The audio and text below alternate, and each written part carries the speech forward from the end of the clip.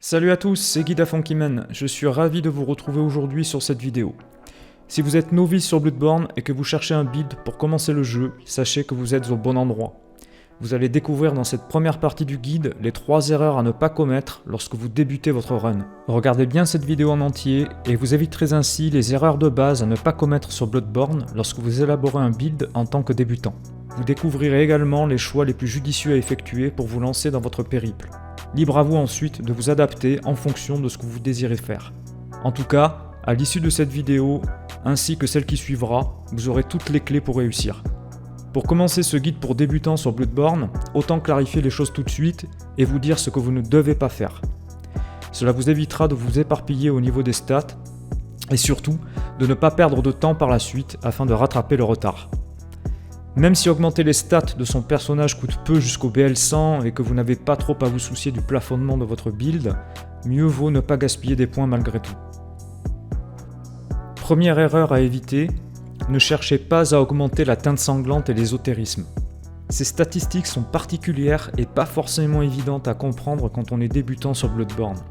Généralement, on s'intéresse à ces stats lorsqu'on a terminé une première fois le jeu, lorsqu'on a compris le système des stats de son perso et des bonus d'attributs des armes, les scaling, j'expliquerai cette notion dans la prochaine vidéo, lorsqu'on désire partir sur un nouveau build, teinte sanglante donc, ou ésotérisme. A noter que le build teinte sanglante est beaucoup plus simple à comprendre que le build des eaux, mais bon, peu importe, là n'est pas le sujet. Deuxième erreur à ne pas commettre, ne vous focalisez pas uniquement sur les dégâts de votre arme. Et là nous allons parler de l'AR, l'attack rating. Qu'est-ce que l'attack rating ? Eh bien ce sont les dégâts théoriques d'une arme. Pourquoi théoriques ? Parce que quand vous tapez un ennemi, vous êtes confronté à des résistances qui lui sont propres.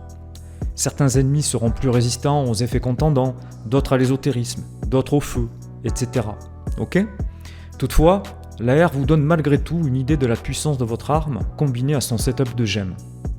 Revenons-en au fait de ne pas se concentrer uniquement sur l'AR. Beaucoup de gens se ruent très rapidement sur la lame sacrée de Ludwig parce qu'elle a un gros pouvoir de stun et cogne relativement bien. Permettez-moi d'extrapoler un peu, mais je me suis toujours dit que les joueurs faisaient une fixette sur la lame de Ludwig parce que cette dernière représente un peu une extension de leur phallus. Il y a comme un côté freudien dans cet amour envers cette arme. Bref, vous allez vous rendre compte que la longueur ne fait pas tout. Eh oui. Pourquoi cela ? Parce qu'il faut que vous réfléchissiez en termes de ce qu'on appelle le DPS, les dégâts par seconde. Tout d'abord, pour que la Ludwig dévoile son plein potentiel, vous devez la tenir à 2 mains. Par conséquent, vous ne pouvez pas vous servir de votre pistolet pour effectuer une parade. Cela constitue déjà un premier inconvénient, bien qu'il soit commun à toutes les armes à 2 mains.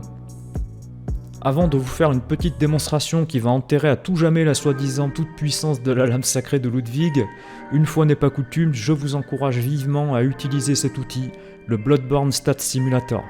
C'est un planificateur de build ultra précis qui, croyez-moi sur parole, renvoie Mugen Monkey chez sa maman.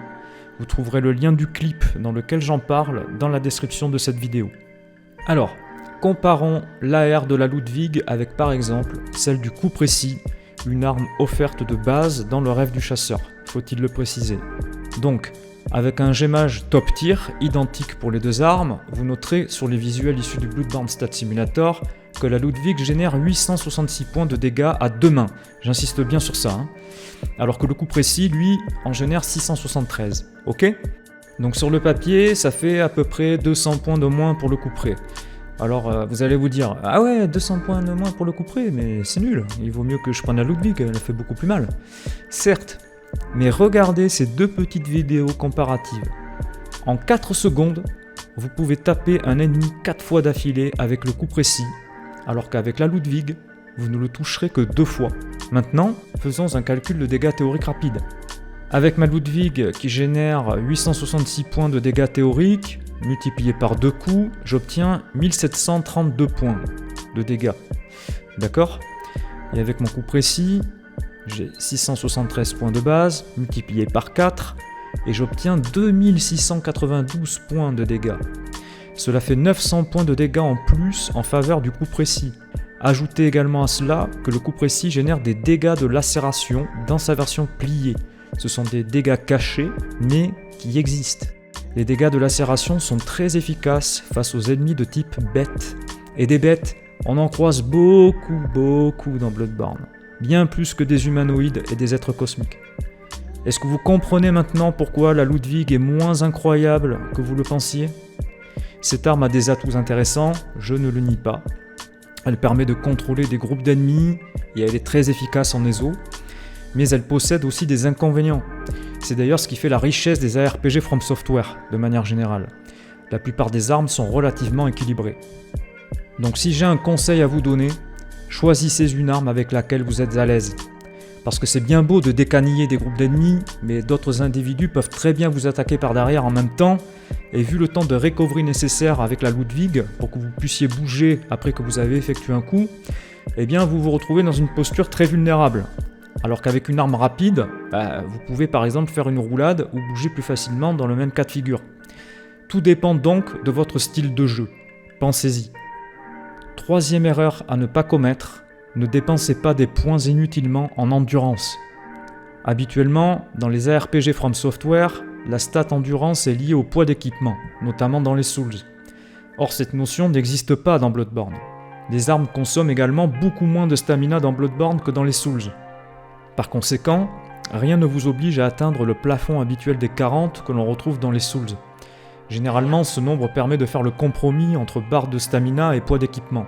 Dans Bloodborne, vous pouvez tout à fait gérer une première run avec une endurance comprise entre 15 et 25, en sachant que vous aurez la possibilité d'augmenter cette barre de stamina grâce aux runes métamorphose anti-horaire. Il s'agit là d'un moyen de compenser le peu de points que vous aurez investi dans cette stat. Cette vidéo touche à sa fin, mais avant toute chose, je souhaiterais vous poser 2 questions. Vu que nous avons abordé le sujet des armes rapides et plus lentes, j'aimerais savoir dans quel domaine vous vous sentez plus à l'aise. La rapidité, et dans ce cas-là, vous allez opter pour la canne fouet par exemple, ou le pouvoir de stun, et dans ce cas-là, vous choisirez plutôt la hache de chasseur. N'hésitez pas à me faire part de votre réponse en commentaire. J'espère désormais qu'en tant que débutant sur Bloodborne, vous éviterez de commettre les 3 erreurs de build que nous avons abordées. Si vous avez apprécié cette vidéo, n'hésitez pas à la liker et à la partager autour de vous. Je vous encourage à vous abonner à ma chaîne et à activer la cloche pour être tenu informé de mes prochains contenus. Je réalise régulièrement des vidéos sur les titres From Software, plus particulièrement Bloodborne. Je propose aussi des vidéos sur des jeux indépendants, du rétro gaming ainsi que du Tekken de temps en temps. Rejoignez-moi aussi sur les réseaux sociaux, vous trouverez les liens dans la description de la vidéo. Sur ce, je vous dis à très bientôt pour la suite du guide où vous découvrirez 3 conseils à suivre pour son premier build en tant que débutant. Ciao!